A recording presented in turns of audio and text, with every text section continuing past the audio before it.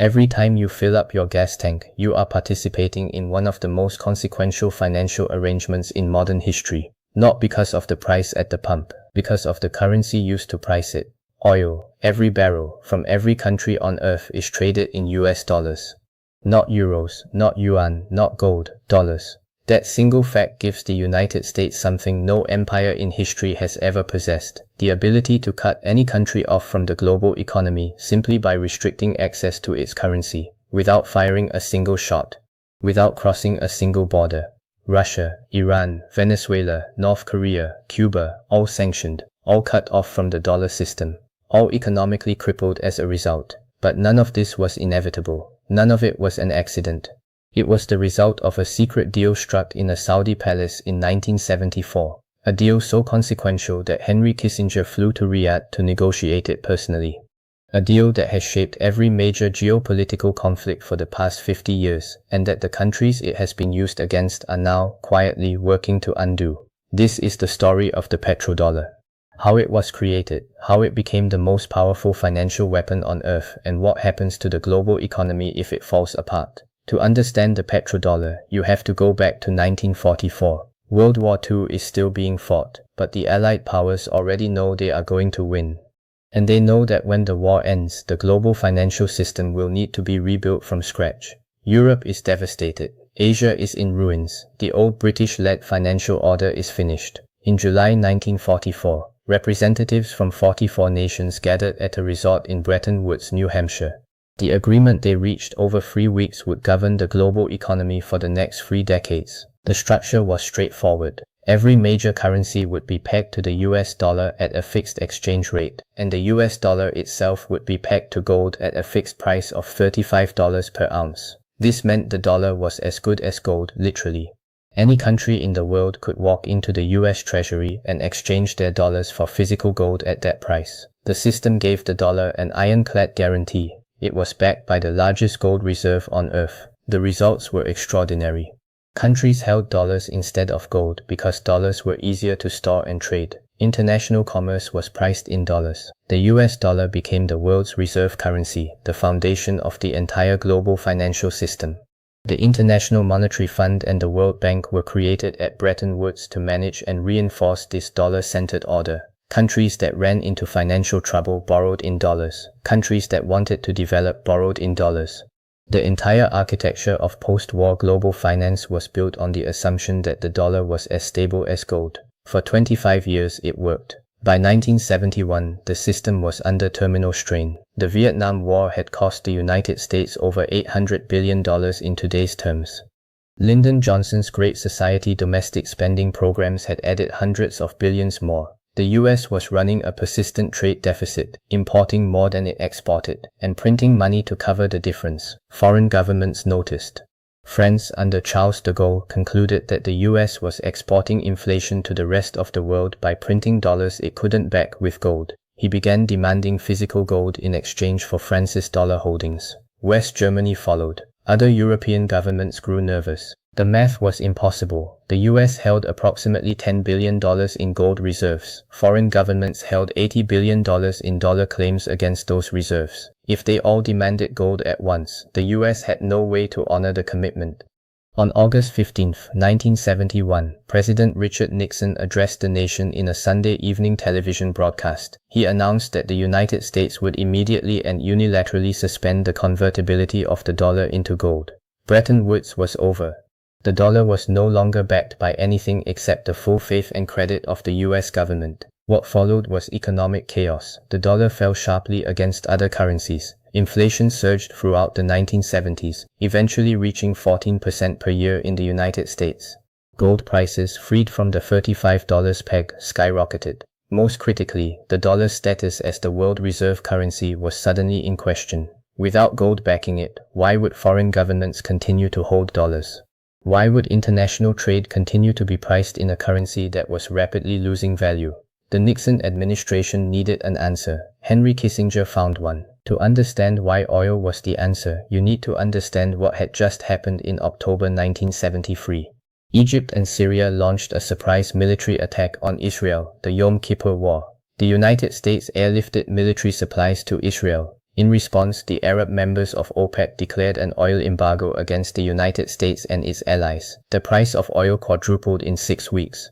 American gas stations ran dry, lines stretched around the block. The US economy was brought to its knees by a supply cut from a handful of desert nations. Kissinger understood the lesson: whoever controls oil pricing controls the global economy. In 1974, he flew to Riyadh to meet with King Faisal of Saudi Arabia. What was agreed in those meetings was never formally made public, but through declassified documents and the accounts of participants, the structure of the deal is now understood. Saudi Arabia would price all of its oil sales exclusively in US dollars. Every barrel, every transaction, only dollars. In return, the United States would provide military protection for the Saudi royal family and the House of Saud, American weapons, American training, American troops stationed in the region, a full security guarantee that the US would not allow the Saudi government to be overthrown by external forces. Additionally, the billions of dollars Saudi Arabia earned from oil exports, the petrodollars, would be recycled back into the US financial system, invested in US Treasury bonds, deposited in American banks, spent on American military equipment and American goods. The arrangement was extended to the rest of OPEC within a year. By 1975, every member of OPEC had committed to pricing their oil exclusively in US dollars. The petrodollar system was operational, and it solved the Nixon problem entirely. Here is why this deal was so structurally brilliant. Every country on earth needs oil. Factories run on it, planes fly on it, ships sail on it, food is grown and transported using it. There is no modern economy that does not depend on oil. And now every barrel of oil on earth could only be purchased with US dollars. This created a permanent structural global demand for US dollars, completely independent of anything the American economy actually produced. Countries that wanted to industrialize needed dollars. Countries that wanted to feed their populations needed dollars. Countries that wanted to defend themselves needed dollars. To get dollars, countries had to either export goods to the United States, borrow from US-aligned financial institutions like the IMF, or sell their own resources to American companies. In every case, they had to maintain a relationship with the US financial system. The petrodollar recycling mechanism made this even more powerful. Saudi Arabia and the Gulf states were earning hundreds of billions of dollars in oil revenue every year, far more than they could spend domestically. So the money flowed back into the United States. They bought US Treasury bonds, directly financing the American government's spending. They deposited surplus dollars in US banks, expanding the financial system's capacity to lend. They purchased American weapons, American aircraft, American construction services. The United States could run a permanent trade deficit, importing far more than it exported, without its currency collapsing, because global demand for petrodollars continuously absorbed the excess. It was the most elegant financial arrangement in history. Other countries worked and exported to earn dollars. The US printed dollars and received real goods in return. This privilege, economists call it the exorbitant privilege, is the foundation on which modern American power is built. Here is where the petrodollar stops being monetary policy and becomes something else entirely. Because every country on earth needs dollars to function, and because dollars flow through the US banking system, the United States acquired the ability to economically destroy any country on earth, not through military force but through financial exclusion. This is what a sanction actually is. When the US sanctioned Iran, it didn't just prohibit American companies from doing business with Tehran. It threatened to cut off dollar access to any bank anywhere in the world that processed transactions with Iranian entities. European banks, Chinese banks, Japanese banks, Indian banks. Every bank on earth that needed access to the dollar clearing system complied. The result: Iran could not sell its oil, could not import food or medicine without extraordinary workarounds, could not process international payments, all without a single American soldier entering Iranian territory. Venezuela experienced the same treatment. When the US sanctioned the Maduro government, Venezuela's oil revenues, the only significant income the country possessed, were cut off from the international financial system. The economy collapsed. Hyperinflation reached 1,000,000%. Millions fled. When the US froze Russia's dollar reserves after the 2022 invasion of Ukraine, it demonstrated something even more dramatic: the ability to seize the foreign exchange reserves of a major nuclear power, because those reserves were held in dollar-denominated assets within the reach of the US financial system. $300 billion, frozen overnight.